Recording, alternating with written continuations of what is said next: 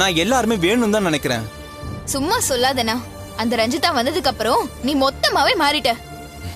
சித்ரா, நீ, வித்யா, அம்மா எல்லாமே அப்படிதான் நினைக்கிறீங்க. நான் அப்படியே தான் இருக்கேன். உங்க மேல இருக்கிற அன்பும் அக்கறையும் எதுவுமே எனக்கு மாறவே இல்லை. அது எந்த சூழ்நிலையிலும் மாறவே மாறாது. அதான் நிஜம்னா நீ என்கிட்ட வந்து இப்படி விசாரிக்க மாட்ட. உனக்கே எல்லா விஷயமும் தெரிஞ்சிருக்கும். சித்ரா, பிரச்சனை என்னங்கிறது சொல்லாம நீ என்ன பிளேம் பண்றதுலே குறியா இருக்க.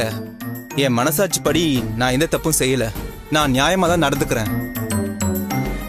இப்ப இல்லைனாலும் கூடி சீக்கிரம் அம்மாவும் மத்தவங்களும் கண்டிப்பா புரிஞ்சுப்பீங்க. அது வரைக்கும் வீட்டுல சின்னதாவோ பெருசாவோ ஏதாவது ஒரு சண்டை நடந்துகிட்டு தான் இருக்கும். அதெல்லாம் நினைச்சுக்கிட்டு இருக்காம ஒழுங்கா படிக்கிற வேலையை மட்டும் பாரு. சரி வா, நான் உன்னை காலேஜ்ல டிராப் பண்றேன். நான் தான் போய்க்கிறேன்னு சொல்றேன்ல, ஏன் திரும்ப திரும்ப வந்து டார்ச்சர் பண்ற? ஏய் நில்லு. சரி விடு. வர வழியில அம்மாவை பார்த்தேன். அடகு கடையில இருந்து வெளியே வந்தாங்க. அம்மா எதுக்கு போனான்னு உனக்கு தெரியுமா? அதுக்கு காரணமே நீதானா? நீ ஒழுங்கா இருந்திருந்தா அம்மா அடகு கடைக்கு போயிருக்க மாட்டாங்க. எனக்கும் இந்த நிலைமை வந்திருக்காது. எல்லாம் உன்னால தானே. உன்னால மட்டும் தான் நடந்துச்சு. ஏய் நான் சித்ரா, சித்ரா.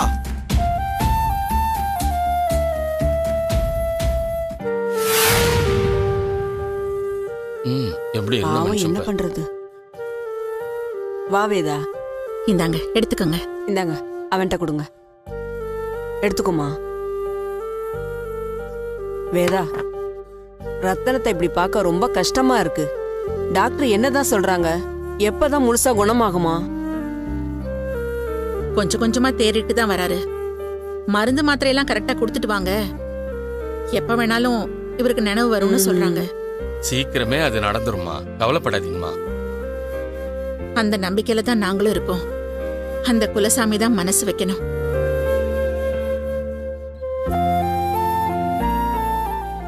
நீயே சொல்லுமா. வேதா, குலசாமி மனசு வச்சிடுச்சுன்னு நினைச்சுக்கோ. ரத்தனத்தை பார்த்துட்டு அப்படியே ஒரு நல்ல காரியத்தை பத்தி பேசி முடிச்சிட்டு போலான்னு தான் வந்தோம். வீட்டுல விசேஷம் நடக்கும்போது ரத்தனத்துக்கு சரியாயிடும் பாரேன். அண்ணி, நீங்க எதை பத்தி பேசுறீங்கன்னு புரியல. வேதா, பையனை தெரியல உனக்கு? Hi aunty. என் தங்கச்சியோட மூத்தாரு பையன் ஆதவன். பாத்திருப்பேன், ஏதாவது விசேஷத்துல பாத்திருப்பேன். இது கவிதா, ஆதவனோட அக்கா. நல்லா இருக்கியாமா? நல்லா இருக்கேன். இவ புருஷன் துபாயில வேலை பாக்குறாரு. அவர் கூட தான் ஆதவனும் வேலை பாக்குறான்.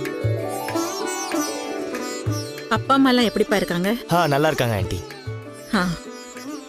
என் தம்பிக்கு பொண்ணு பாத்துட்டு இருக்கோம். கல்யாணத்துக்காக 3 மாசம் லீவ் போட்டு வந்திருக்கான் இவன். ஓ அப்படியாம்மா?